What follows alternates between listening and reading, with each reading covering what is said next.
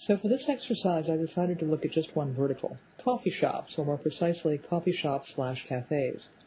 I wanted to look at both their similarities and their differences, what makes a cafe, as well as what makes one cafe more successful in some respects than another.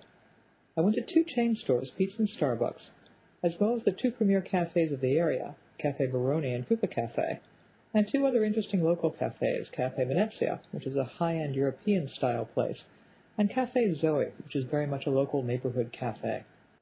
One of the first things that you notice when you approach any of these cafes is that they've all got tables outside. It may be just two, but there are always tables. This is about atmosphere. Sitting outside and people watching is part of the cafe experience. However, the individual cafes handle the requirement very differently.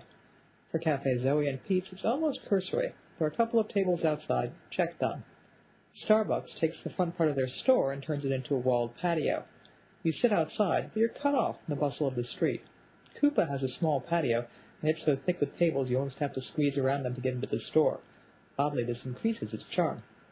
Cafe Baroni and Cafe Venezia have very interesting approaches. Baroni has a huge outdoor patio that's filled with tables and umbrellas, and it's just gorgeous.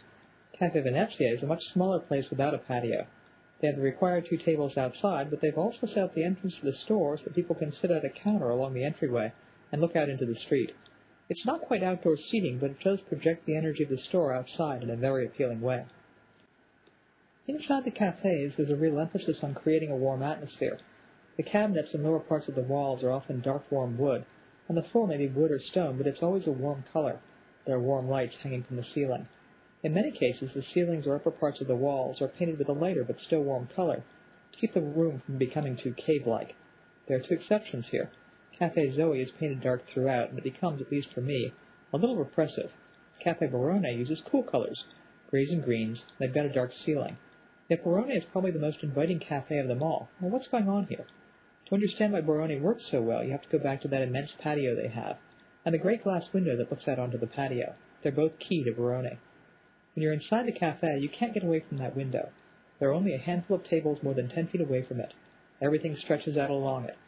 This means that the patio and the world outside become an integral part of the experience, even if you sit inside, and the warmth from the outside diffuses the entire interior, so that the cool colors become accents rather than the main drivers of the experience. The coffee shops all take pains to decorate their walls, which makes sense since the coffee shop experience is all about atmosphere. Here the differences really reflect the different characters of the cafes. Pete's and Starbucks are both pretty corporate. There's art on the walls. It's sort of the visual equivalent of Muzak. Coupa has pictures of the family farms of Venezuela, which matches its South American vibe. Cafe Venezia has an enormous wine display. They don't actually sell much wine, but it emphasizes a sophisticated European angle. Curiously, they also have a monitor showing the Four Musketeers and other pseudo-historical action movies. It's a really nice touch. The casual ubiquity of the video grounds you firmly in the technological present, while the costumes remind you of the link with the European past. Cafe Zoe goes all in to be a neighborhood cafe, and the walls are crowded with local news, works from local artists, and a local services board. The idea works, I think, but the implementation doesn't quite. The shop feels too crowded, and the mismatch of styles is slightly unsettling. I could probably talk about these cafes for the next half hour, but I really want to respect the audience and keep it short.